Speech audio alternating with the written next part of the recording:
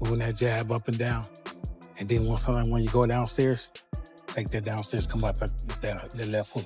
It's gonna be open because it's gonna fall down into it. Anytime you jab down low, just keep trying to come over the top. Or like you could say, hey, you know what? I can't beat that Mayweather style. I was too young, but look, I did it now against Crawford. I forget Mayweather a long time ago. This is different for me, you know? I lost that day and that's it. I learned a lot. So who do you like in Canelo versus Crawford? Well, I'm a giant Crawford fan because I think he's the best switch hitter since Marvin Hagler. I also think Canelo is slowing down, and Canelo is more of a one-punch fighter now than the combination fighter he was when he was young. Canelo Alvarez reacted sharply upon learning that. Terence Crawford sparred with Floyd Mayweather during training camp. He claimed things have now gotten personal, accusing Crawford of repeatedly disrespecting him. Canelo feels targeted, believing Crawford is deliberately trying to diminish his legacy and portray him as weak or irrelevant. This fight isn't just business anymore, Canelo warned. Tell me a little bit about that. Did things get a little bit personal now? Yeah, a little bit more personal because, you know, I did respect him. I don't respect him anymore because he say, I'm not gonna do what they want me to do and this and that. And then he tried to, maybe Turki Al-Rashid told him, hey, you need to do something because you seem so nervous in Riyadh. So and he tried to like he walked me back, and that's why I pushed him. And you know, like I say, don't fuck with me. Terence Crawford has publicly questioned the strength of Canelo Alvarez's resume. According to Crawford, many of the so-called elite names on Canelo's record, like Shane Mosley, Miguel Cotto, and Sergey Kovalev, were past their prime when they fought him. He also pointed to Floyd Mayweather as the one elite active legend who clearly outclassed Canelo in the ring. Crawford believes these facts undermine the argument that Canelo's legacy outweighs his own. He also criticized Canelo for downplaying his accomplishments and ignoring the quality of his opposition. Things about Canelo's resume, but I won't. You know, I wanna, you know, pay homage to the fighters that he fought. And if he don't want to pay homage to the fighters I fought, if he think they nobodies, then come fight time, then I wonder what they're going to say after I beat him. Promoter Eddie Hearn acknowledges Canelo's size advantage, but doesn't rule Crawford out. He highlighted Crawford's confidence, focus, and discipline, calling them major threats to any opponent, even one with physical advantages like Canelo. Hearn stressed that belief and mental sharpness can shape outcomes in boxing. He noted that Crawford's ability to control distance, rhythm, tempo could neutralize the size gap and create a real opportunity for an upset. Not for him, like not against him, sorry, for him. Like he's so, I think he has no doubt that he beats Canelo Alvarez. Of course.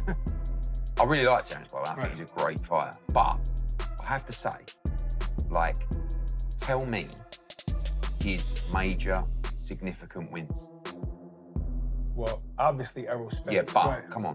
No, but he beat a guy who was in the top 5 pound for pound, and he destroyed him. That's really never happened. No, I agree. In history I agree. I mean, look, he was coming off, you know, some eye problems, but nobody was saying that when he was beating but we're giving that credit. And Ugas. Tell me more.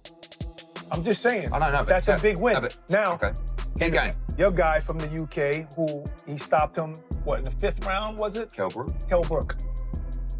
Finished by then. Yeah, go on, keep going. Okay, he stopped somebody that nobody's ever really can hurt. Well, Sean Porter. I mean, yeah, but that was about 8 years before, and Errol Spence. That wasn't 8, what do you mean? Yeah, 8 when he years beat before? Sean Porter. No, that was in 2023. Who? Terence Crawford beat Sean Porter. No, I'm talking about Kell Brook against Sean Porter. No, I was talking about Bud. I'm not talking about that. Yeah. But he stopped him. Nobody's ever able to really hurt Sean. By the way, I'm not disagreeing with you. I'm just, that was a great win. This is like an open. And he didn't have a lot of names at 140, but Postal and all those guys, those are good fighters. They weren't big names. Just like Bam, he doesn't have the great. He doesn't have a whole lot of great names. Just like Strada. Yeah, he does have two great. By the way, he's one of my favorite doesn't fighters. have a bunch of names. John Ryder, who has shared the ring with Canelo, offered a grounded take on the challenge ahead.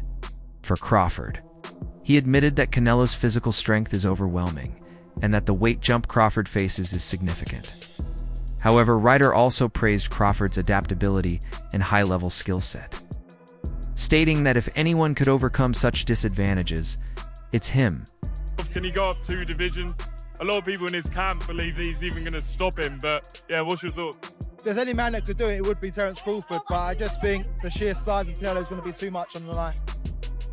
So do you think size will be too much? I mean, you were in there with Canelo. You landed good shots and he took them, right? Yeah, I mean, listen, Terence Crawford is an exceptional talent, but I think the size will be the factor on the night and it'd just be too big, too strong. Terence Crawford has laid out a 2-pronged game plan for dealing with Canelo. One option is to pressure him, break his rhythm, and outwork him with volume. The other is to emulate Mayweather's approach, choosing slick defense, counterpunching, and footwork. While acknowledging he doesn't have Mayweather's natural size, Crawford remains confident in his speed, timing, and ability to adapt. He described himself as a hybrid fighter, capable of switching styles mid-fight. Believes that versatility will be key to solving the Canelo puzzle. There's 2 things that you can do with somebody bigger and stronger. You know, you can either try to push them back, you know, because 9 times out of 10, a strong fighter not used to going back, you know, so it kind of fucks them up in the head, you know. Yeah. Or you can just box me because some of them do slower than others because they got flat feet, and they just looking to load up on certain shots. Now, Crawford's definitely right here. There's 2 ways to beat a pressure fighter like Canelo.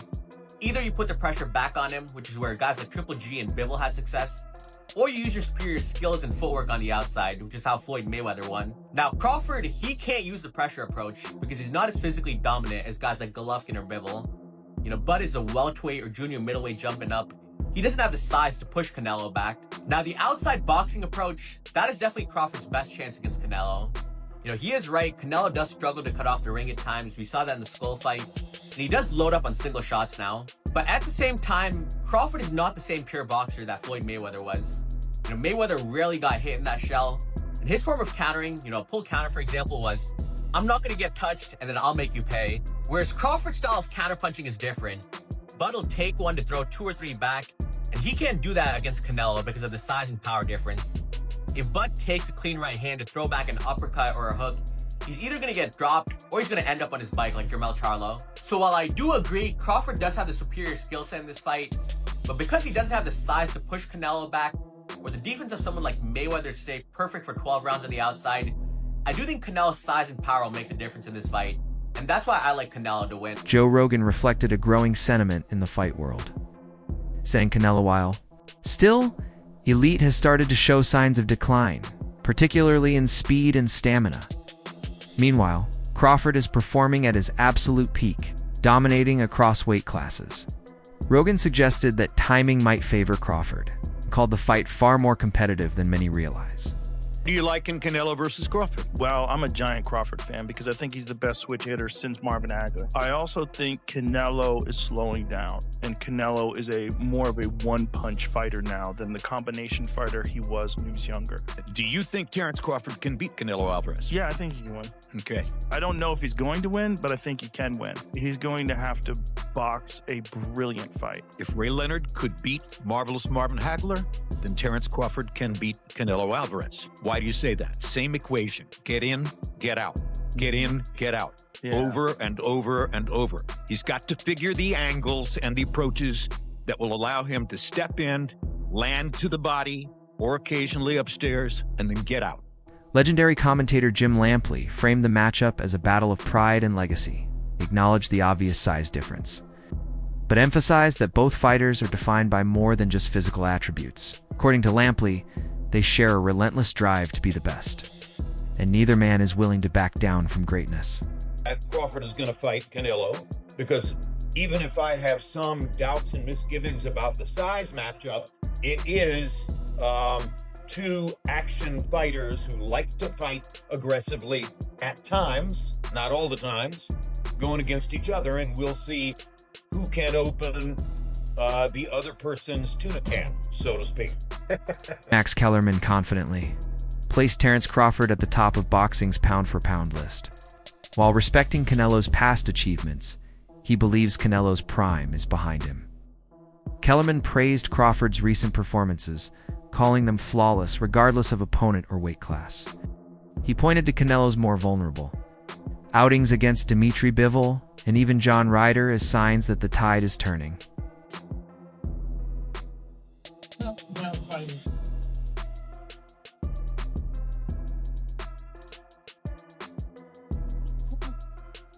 Apologies to the monster. Put Crawford as my vote for Ben County.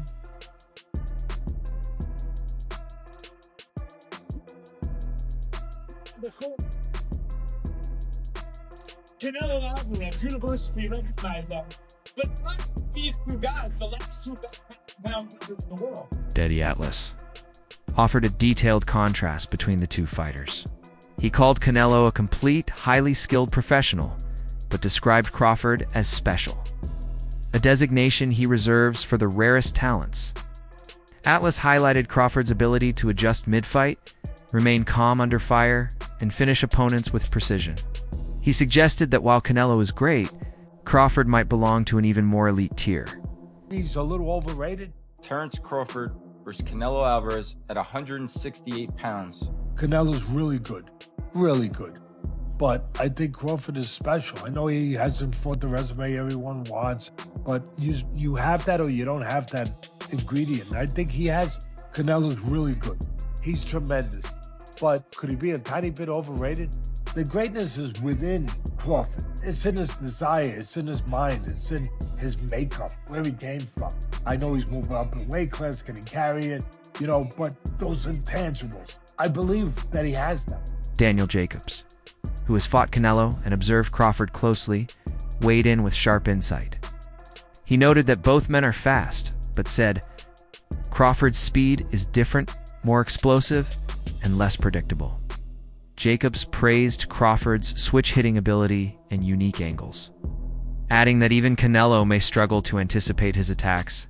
Ultimately, Jacobs said if he had to pick a winner, he'd lean toward Crawford based on his timing, sharpness, and ring IQ. Been sparring, but I had at least over 15 years of knowing him, amateur, professional. I've seen where he started.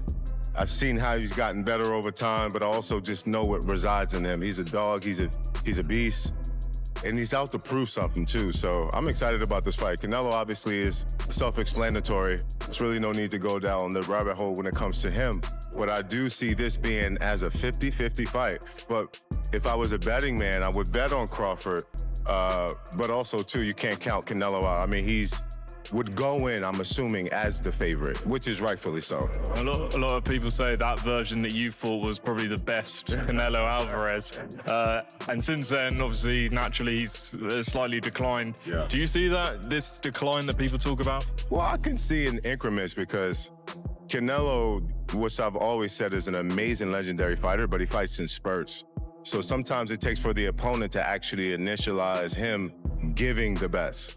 When he was faced with me, the opposition that I had and what I was giving him, it was just a lot. Whether it was boxing, whether it was coming forward, but most importantly, it was the punches and bunches. And so he was forced to either stand there, wait for the right time, or be combative and go back at it. So I think that's what Crawford may have to do. Push the pressure, make Canelo fight, or maybe just play it safe, win on points. Brian Biomac McIntyre, Crawford's longtime trainer, expressed total confidence in his fighter. He said the more time they have to prepare, the stronger Crawford becomes not just physically, but mentally and emotionally. Biomac explained that their entire training camp, from nutrition to strategy, is designed specifically to beat Canelo. A different approach in terms of crafting a plan and going into camp? No, not really. We know type of fighter Canelo is. So, as a fighter, you mentally prepare for things like that. And then as a trainer, just making sure he's sharp. His mental game is sharp. His physical game is sharp. Strength-wise, nutrition is everything. Got to, like I said, hitting on all cylinders. So by the time you step in that ring, it's easy picking. Yaron Boots Ennis, a rising star in the sport, shared a more cautious view. While praising Crawford's skill set, he acknowledged the physical challenge ahead. Innes warned that if Crawford can't earn Canelo's respect with his power, the fight could start leaning in Canelo's favor. He emphasized that skills matter, but so does the ability to do damage, and that might be a bigger hurdle for a naturally smaller fighter. I think you gotta lean more towards Canelo, because like I said before, he been pitting big guys out and down, and Canelo not even really a 68 pounder. He probably really should be at 60 maybe, and he been hurting these guys. I think he be driving these guys and things like that. So, and them guys be way bigger than him come fight night. I know that for sure. They be probably close to 200 pounds, and he dropping those guys like that. So, I don't know. It's gonna be a great fight. The fans want to see it. So, so be it. I think Crawford should take a warm-up fight. At like 60, or like at least at 60, just to get his body, the feeling of somebody a little bit bigger, and things like that. I know when you go up a weight, you gotta, develop that power and not develop the power, but like put that muscle on and be heavy and things like that. So he might not want to take a fight because he's trying to build up right now. But I think he should, just to stay sharp and that way he don't have like a long layoff or anything like that. Alexander Usyk, who has defied weight class expectations himself, sees this as a fair matchup. Despite the risks, he reaffirmed Crawford's position as the best pound-for-pound fighter in the world.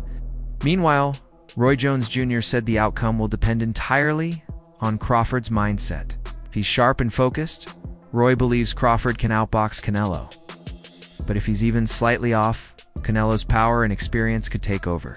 Here for Pro Boxing fans, joined by, does he need any introduction, Hall of Fame legend Roy Jones Jr. here in the UK. There's a few questions about the US guys. Obviously, Tank and Lamont Roach, we saw the first fight. Lamont Roach shot the world. What do you think happens in a rematch if they fight? I think he shocks the world again. But the only thing different this time is Tank will come with a different attitude, different personality, different motivation. And I think Roach will do good again, but I think Tank will be more dominant this time. And obviously we know if Canelo wins against William Skull, he will fight Terence Crawford in September. Who would you favor in that fight? It's a hard one to call, and I'm gonna tell you why it's hard to call. It's a hard one to call because it'll all be predicated upon how Canelo approaches the fight. If Canelo approaches the fight like he's the man and he can box and outbox Terence Crawford, he'll get beat. If he comes out and shows that he really wants to go out and prove whether he's still the best, he might win. So it all depends on which Canelo come to the dance. Brian Norman reflected on the legacy implications of the fight. He argued that if Canelo wins, critics might downplay the victory due to the size difference. But if Crawford wins, it would be a monumental moment in boxing history. According to Norman, this fight goes beyond belts, it's about legacy, and the winner will be remembered as the defining fighter of this generation.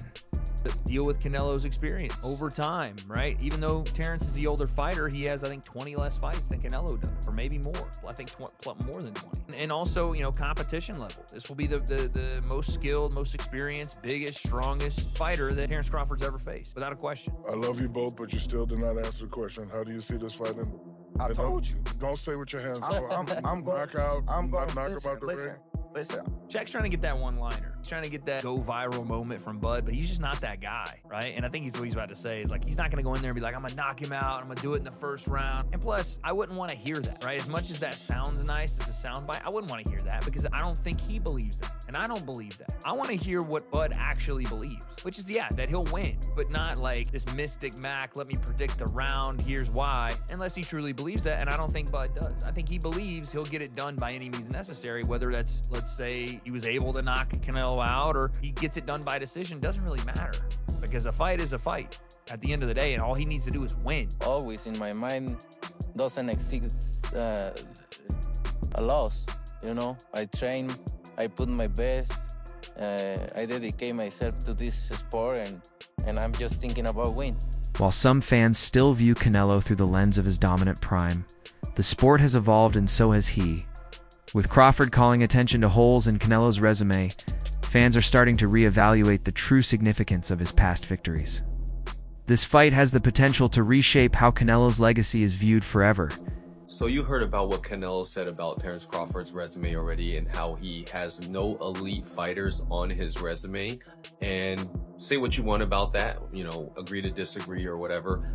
what do you guys think of Crawford saying this about Canelo? Canelo fought great champions, but most were past their prime. But when they weren't, you saw what happened. Lara, Mayweather, and Bivol. Obviously, Mayweather was past his prime already, I'd say. But he's right. I rewatched the Lara fight, and, you know, that Cuban style is just tricky to deal with. And, you know, a lot of people would say that Lara won that fight. And then Bivol, it was, I mean, I don't need to convince you about that. That fight was a clear-cut victory for Bivol. And it just showed that Canelo isn't this unbeatable person. You know, with the right set of skills, you can beat him. And I don't know, what do you guys think? Has Terence Crawford fought any elite boxers?